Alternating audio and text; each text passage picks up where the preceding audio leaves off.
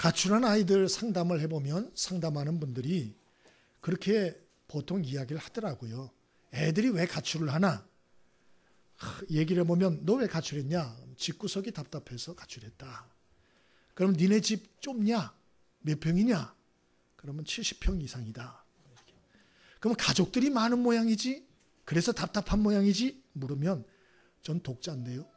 우리 가족 셋밖에 없다고. 그런 얘기를 한대요. 여러분, 이 애들이 왜 가출을 하는가? 우리는 뭐 이런저런 이야기를 생각을 하지만 아이들이 가출하는 문제는 공간의 문제가 아니라는 겁니다. 그 가정의 능력을 잃어버린 거죠. 가정이라고 다 같은 가정은 아니겠죠. 그 가정이 쉼의 능력을 잃은 겁니다. 그 가정이 회복의 능력을 잃은 것입니다.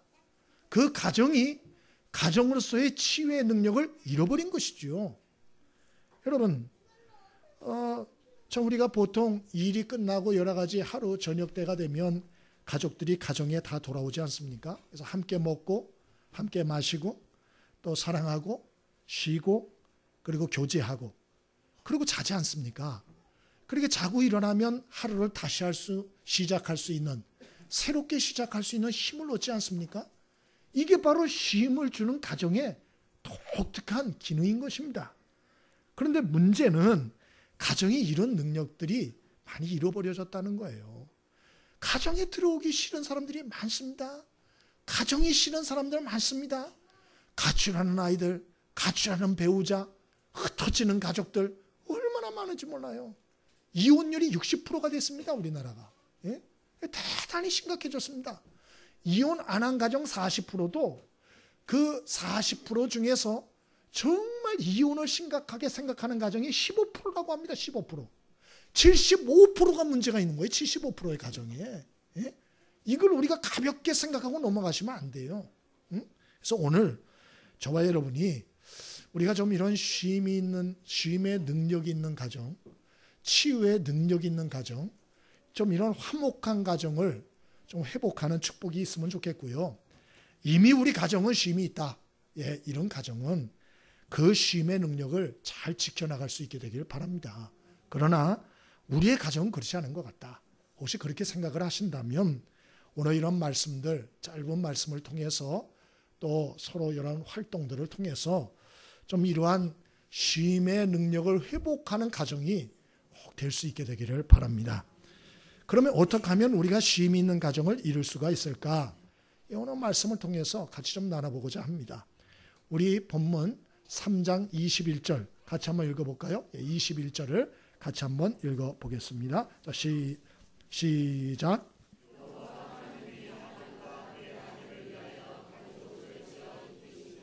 아멘. 첫 번째로는 성경이 창세기 3장이 가르쳐주는 쉼 있는 가정으로 우리가 정말 세우기 위해서 뭐가 필요하나? 첫 번째는 덮어줌이 있는 가정이다. 그렇게 말해요. 우리 한번 따라해 보실까요? 덮어줌이 있는 가정.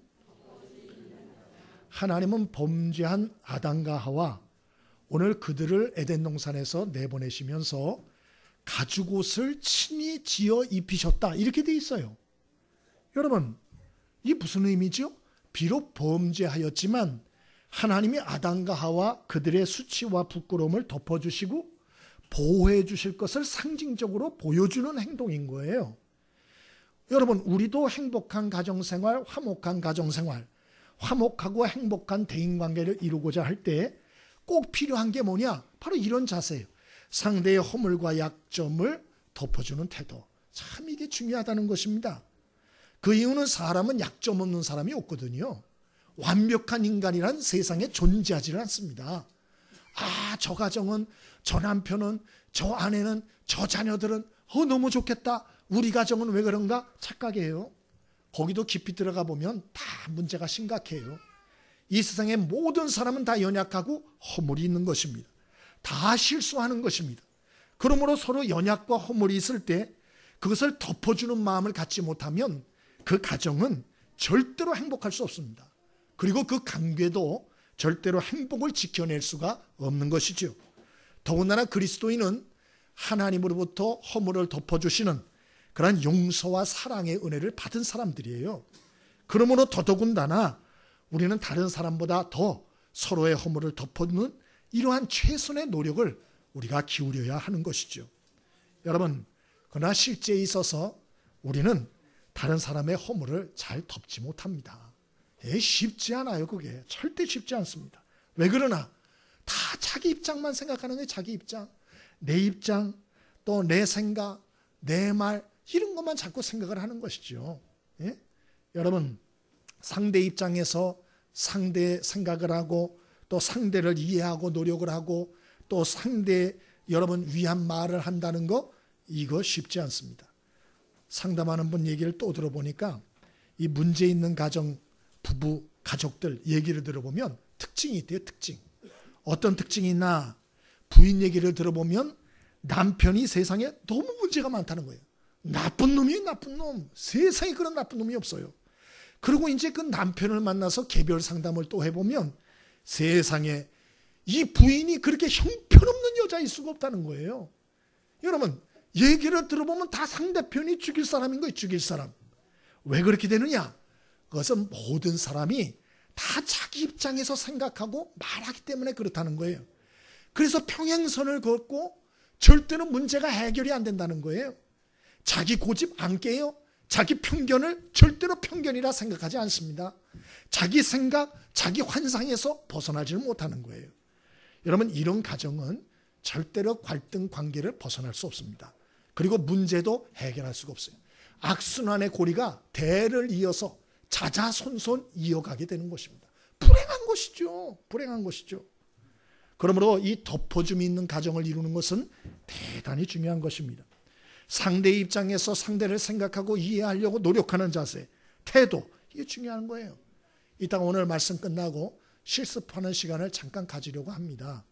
여러분, 서로 상대방의 입장에서 생각하고 서로 실수와 허물을 덮어주는, 여러분, 이런 것들이 훈련되어 있지 않으면 우리는 참 쉼이 있는 가정을 만들기 어렵습니다. 여러분, 올 한 해 저와 여러분이 그냥 생각만 해도 들어가고 싶고 들어가면 편안한 그런 가정을 꼭 세울 수 있게 되길 바랍니다. 그러기 위해서 1번이 뭐예요? 덮어줌이 있는 가정이 돼야 돼요. 상대 입장에서 생각을 해보려고 노력을 해야 되는 것입니다. 두 번째로, 어떻게 할 때 쉼이 있는 가정을 이룰 수가 있는가? 20절을 한번 읽어봅니다. 20절 함께 읽어볼까요? 20절, 자 시작. 아담이 그의 아내의 이름을 하와라 불렀으니 그는 모든 산자의 어머니가 됨이더라. 아멘. 우리가 정말 쉼이 있는 가정을 이루려면요, 덮어줌이 있는 가정을 만드셔야 돼요. 두 번째로는 감사가 있는 가정을 만드셔야 됩니다. 한번 따라해 볼까요? 감사가 있는 가정. 여러분, 인류 최초의 가정인 아담과 하와의 가정, 에덴 동산에 있었어요. 70평, 100평짜리 집 정도가 아니고요, 정원이 어마어마한, 전 세계 그런 정원을 가져보지도 못한 그런 에덴 동산에서 가정을 꾸렸습니다. 그런데 여러분, 거기서 쫓겨나게 돼요. 그 깨지게 됩니다. 왜 그러나? 원수마귀의 유혹 때문에 그렇죠. 그래서 선악과를 하나님 따먹지 말라는데 그거 따먹지 않았어요? 근데 중요한 것은 그것보다 더 근본적인 이유가 있어요. 왜 아담과 하와가 범죄하여 깨졌을까? 그것은 더 근본적인 이유가 있어요. 그건 하나님이 주신 것들에 대한 감사의 마음을 잃게 됐기 때문에 그래요. 예? 하나님이 아무것도 없는 아담 하와에게 에덴 동산의 모든 축복을 쏟아 부어 주셨어요.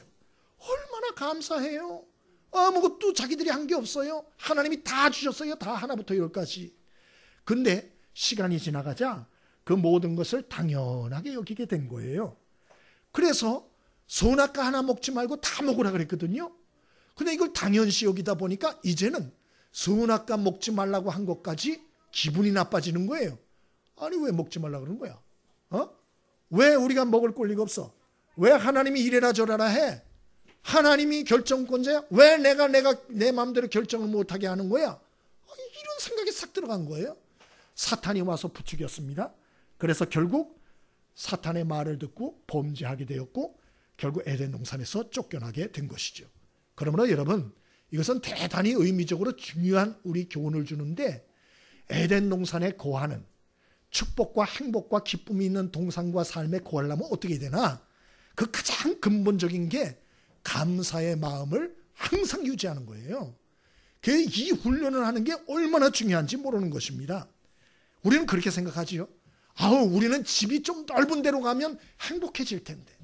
우리 집이 너무 좁아서 행복하질 않아. 우리 집에 수입이 좀 더 많으면 좋을 텐데. 지금 내가 300만 원인데 1000만 원만 벌면 우리 가정은 그냥 룰루랄라 하고 행복할 텐데. 착각이에요, 착각.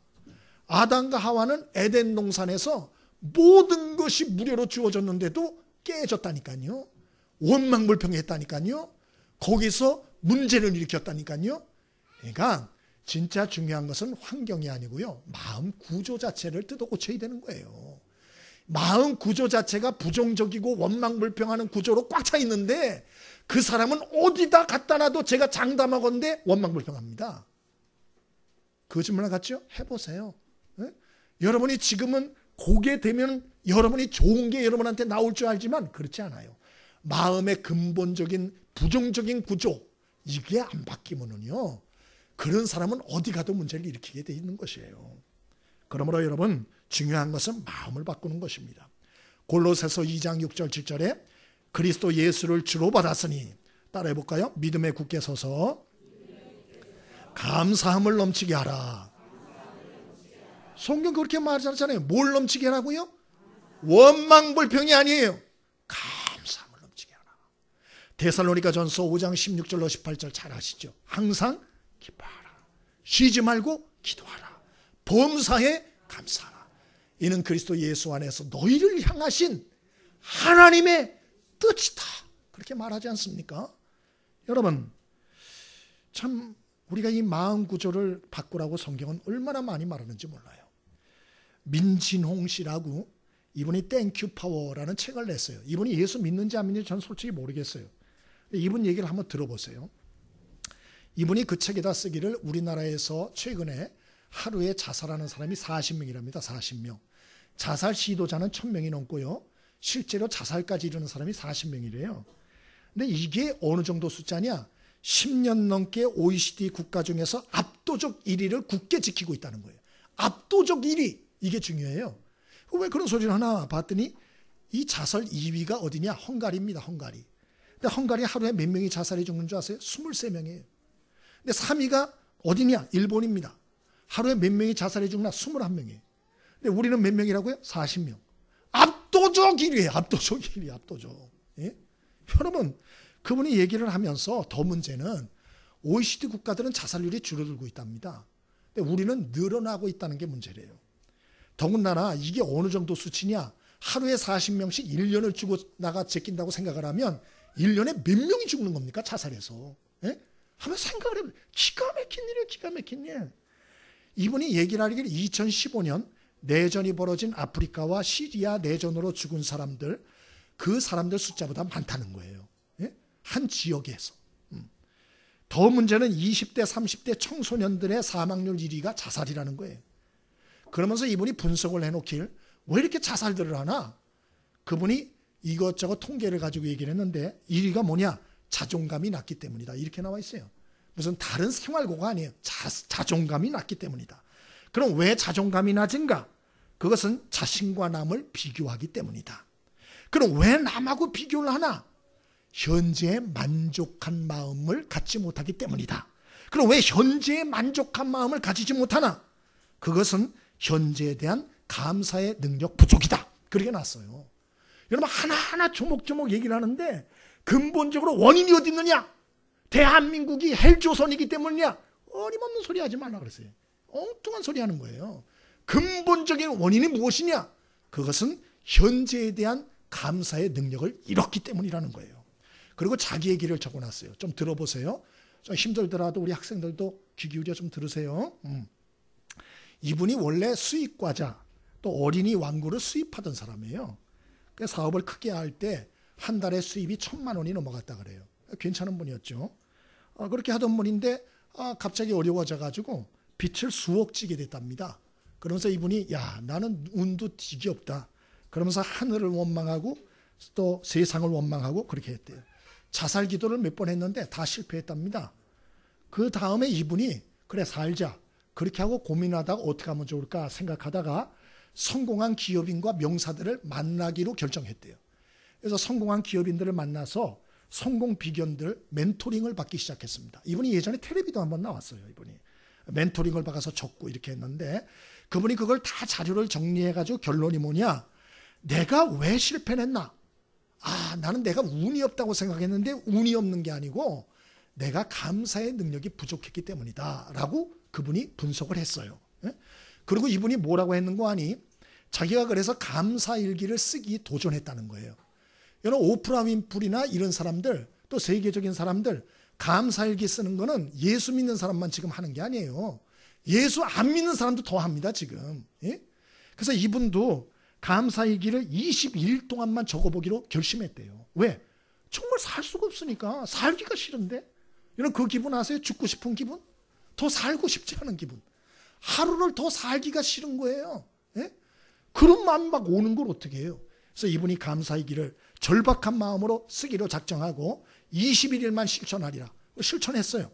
이분이 책에다 쓰기를 10일 만에 변화가 오기 시작했다는 거예요. 10일 만에.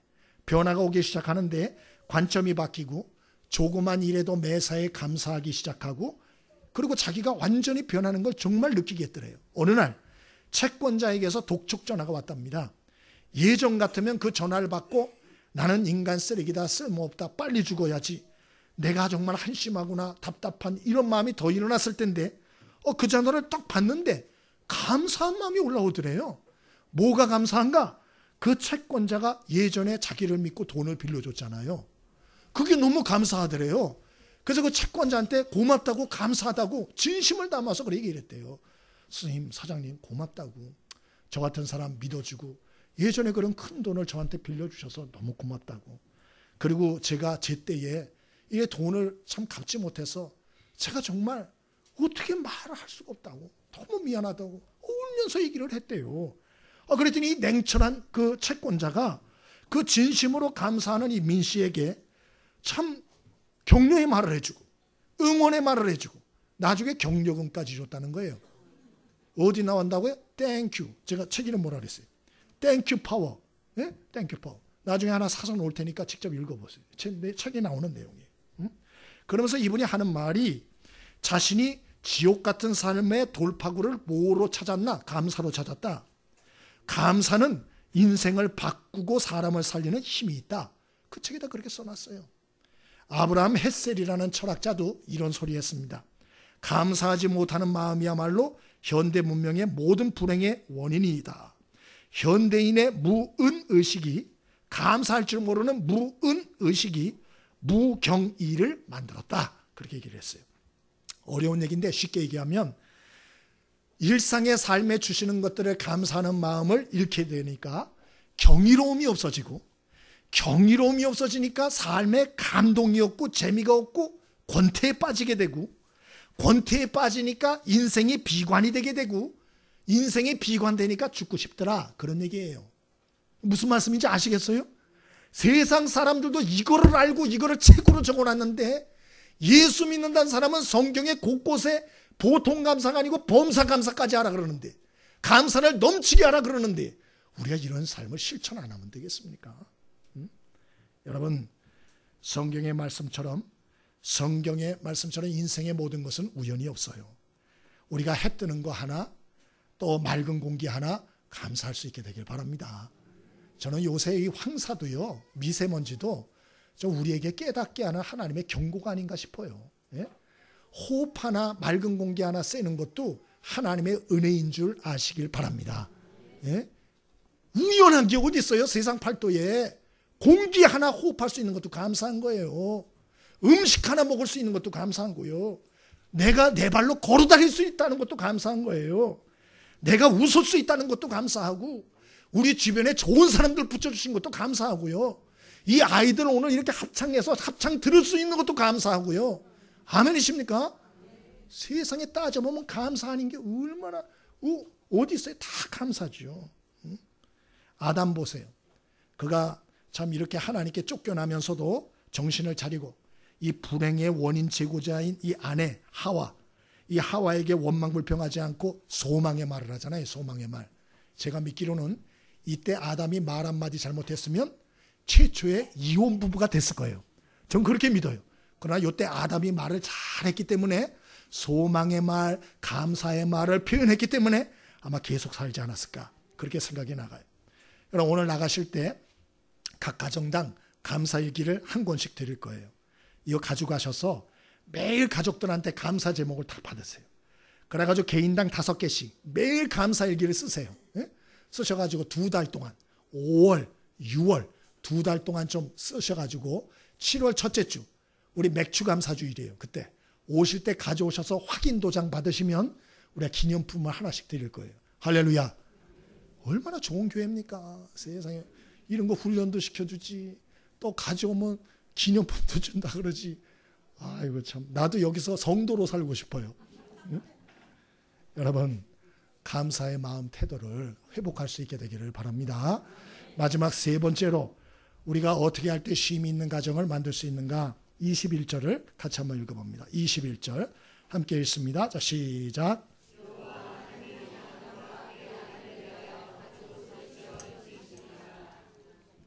아멘. 우리가 쉼이 있는 가정을 정말 만들려면 이 덮음이 있는 가정을 좀 만드셔야 되고요. 또 하나는 감사가 있는 가정을 좀 세우셔야 되고요. 마지막은 하나님의 도움이 있는 가정을 만드셔야겠다. 우리가 가정의 행복을 위해서 이런저런 액션을 취합니다마는 그런 노력이 역부족일 때가 많습니다. 여러분 왜 그러나 사람이 다 연약하거든요. 허물이 있고 허점이 있거든요. 또 그 능력에 한계가 있거든요.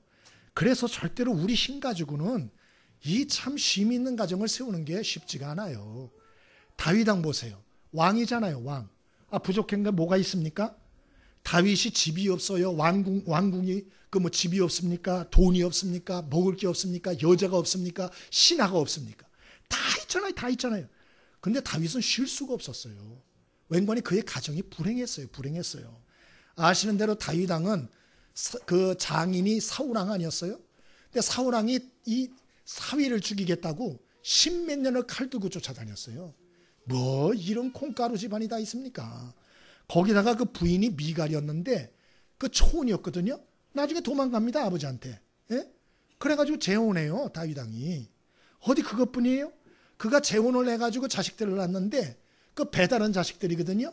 이 자식들끼리 미워하고 싸움질을 하는데 막 살인을 하지를 않나 성폭행을 하지를 않나 얼마나 힘들었는지 몰라요. 마음에 안식이 없었어요. 그래서 여러분 다윗이 어떻게 했나? 하나님께 도움을 구하여 기도를 많이 합니다. 그래서 시편에 나오는 3분의 1이 다윗 왕의 하나님 앞에 탄원하고 하소연한 기도문입니다. 기도문. 하나님께 도와달라고 은혜를 달라고 그런 기도문이 많은 거예요. 여러분 저와 여러분들도 연약하고 실수가 많아요. 사람은 다 그렇거든요. 근데 여러분이 그것으로 인해서 힘들고 어렵고 스트레스 받을 때 그 가족들한테 사람들한테 쏟아놓지 않게 되길 바랍니다. 왜 그러나 여러분 그 스트레스를 다 쏟아놓으면 그 가족들이 서로 상처를 받아요. 그리고 하나님께 영광 가리고요. 관계가 다 깨져요.